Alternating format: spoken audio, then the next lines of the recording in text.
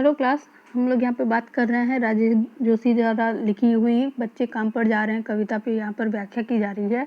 और कल के लेक्चर में बताया गया था कि यहाँ पर प्रश्न कर रहे हैं कवि कि आखिर ऐसा क्यों है कि बच्चे काम पर जा रहे हैं। उनकी जगह जो सामर्थ्यवान यहाँ पर वयस्क हैं, यानी कि यहाँ पर जो एडल्ट व्यक्ति हैं, यहाँ पे जिम्मेदार नर नारियाँ हैं, वो लोग क्यों काम पर नहीं जा रहे हैं। इन बच्चों को काम पर क्यों भेजा जा रहा है, इनके ऊपर जिम्मेदारियों का बोझ क्यों डाला जा रहा है। क्योंकि जो बच्चे काम पर जा रहे हैं उनको भी अन्य बच्चों की तरह ही शिक्षा और खेल दोनों की ही सुविधा प्राप्त होनी चाहिए। ये उनका अधिकार है, ये उनका मानवीय अधिकार है, ये उनका सांस्कृतिक अधिकार है, ये उनके अधिकार का है। तो फिर हम उस अधिकार को छीन क्यों रहे हैं। इन बच्चों को काम पर जाने पे मजबूर क्यों होना पड़ रहा है, ऐसी परिस्थितियाँ क्यों बन रही हैं। उसके बाद उन्होंने क्वेश्चन किया कि क्या सारी गेंदें जो हैं वो अंतरिक्ष में गिर गई हैं और क्या किताबों को दीमकों ने खा लिया है।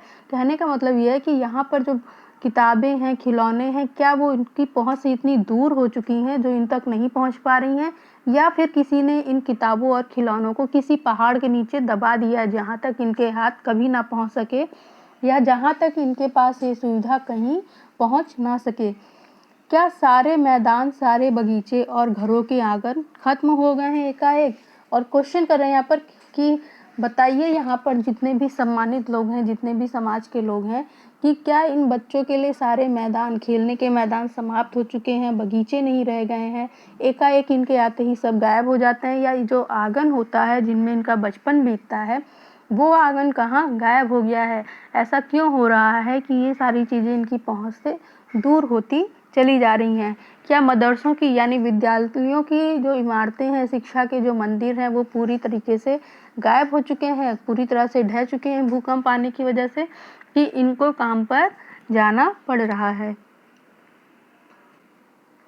तो फिर बचा ही क्या है इस दुनिया में। कितना भयानक होता अगर ऐसा होता। भयानक है, लेकिन इससे भी ज़्यादा यह है कि सारी चीज़ें हस्म मामूल हैं। तो फिर यहाँ क्वेश्चन कर रहे हैं फिर बचा ही क्या है इस दुनिया में। अगर इन बच्चों के लिए, काम पर जाने वाले बच्चों के लिए कोई भी चीज़ें मौजूद नहीं हैं, तो फिर बचा ही क्या है इस संसार में।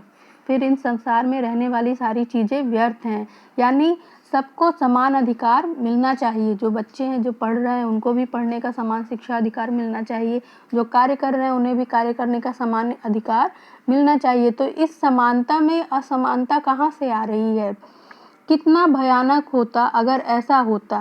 कह रहे हैं ये बहुत ही भयानक बात है कि अगर ऐसा हो जाता है, मतलब संसार से सारी चीज़ें खत्म हो जाती, किसी के पास कोई भी सुविधा नहीं रह जाती, तो ये बहुत ही भयानक भयंकर बात होती, डरावनी बात होती। परंतु भयानक है इससे भी ज़्यादा यह कि सारी चीज़ें हस्म मामूल हैं। लेकिन इससे भी ज़्यादा भयानक बात, डर की बात यह है कि ये सारी चीज़ें अभी भी यथावत यहीं इसी पृथ्वी पर, इसी संसार में विद्यमान है, इन्हीं बच्चों के आसपास विद्यमान है। हस्म मामूल का मतलब क्या होता है। यथावत, ऐसी जैसी थी वैसी ही है, किसी चीज़ में कोई भी परिवर्तन नहीं आया है। तो अगर ये चीज़ें ऐसी ही यहाँ पर संसार में इन बच्चों के अगल बगल है, आस पास हैं, तो इनकी पहुँच से दूर क्यों है। और यही एक भयानक बात है हमारे समाज के लिए। ये भयानक बात है कि हमारे देश के जो भविष्य हैं, जो बच्चे हैं, उन तक ये चीज़ें समुचित रूप से पहुँच नहीं रही हैं। उनका अधिकार समुचित रूप से उन तक पहुँच नहीं रहा है। पर दुनिया की हजारों सड़कों से गुजरते हुए बच्चे, बहुत छोटे छोटे बच्चे काम पर जा रहे हैं। और यहाँ कहने का अर्थ है कि दुनिया की हजारों सड़कों से गुजरते हुए, यानी आप संसार के जो विभिन्न देश हैं या विभिन्न अपने आसपास की जो लोकेशन है, अगर वहाँ पर देखेंगे कि तो बहुत छोटे छोटे बच्चे ऐसी चीज़ों के होते हुए भी, ऐसी चीज़ों के मन में अभिलाषा रखते हुए भी अपने काम पर जा रहे हैं, अपनी जिम्मेदारियों का वहन कर रहे हैं, घर की रोजी रोटी चलाने की कोशिश कर रहे हैं। तो जो लोग ये समझते हैं कि शिक्षा हम लोगों को बहुत आसानी से मिल जाती है, हमें शिक्षा नहीं लेनी चाहिए, इग्नोर करना चाहिए, या हमें अपना समय व्यर्थ कर देना चाहिए क्योंकि हमें ये आसानी से उपलब्ध होती है, तो इसके लिए एक बार हमें ऐसे बच्चों की तरफ भी नज़र डालनी चाहिए जिन्हें इसकी अभिलाषा होते हुए भी, जिन्हें शिक्षा चाहिए, जिन्हें खेल कूद चाहिए, ऐसे बचपने की अभिलाषा होते हुए भी वो अपने बचपने को जी नहीं पाते, अपने शिक्षा का प्रयोग नहीं कर पाते हैं, अपनी शिक्षा तक नहीं पहुंच पाते हैं। तो एक बार अपनी शिक्षा को इग्नोर करने से पहले, अपनी पढ़ाई लिखाई को इग्नोर करने से पहले, गलत समय में गलत काम करते हुए अपने समय को व्यर्थ करने से पहले एक बार इस बारे में सोचना चाहिए कि अगर हम ऐसी स्थिति में पहुंच जाते हैं तो फिर हमारे जीवन में क्या रह जाएगा, हमारे जीवन का अर्थ क्या बनेगा, हम किस लायक रह जाएंगे।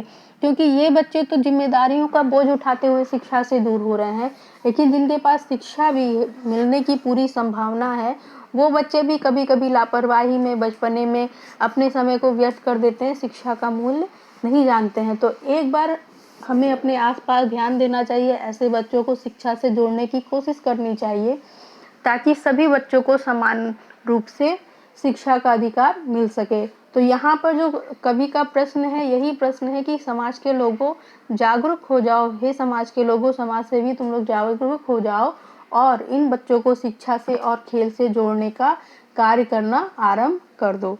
तो यहाँ पर आपका ये पाठ समाप्त होता है। Thank you.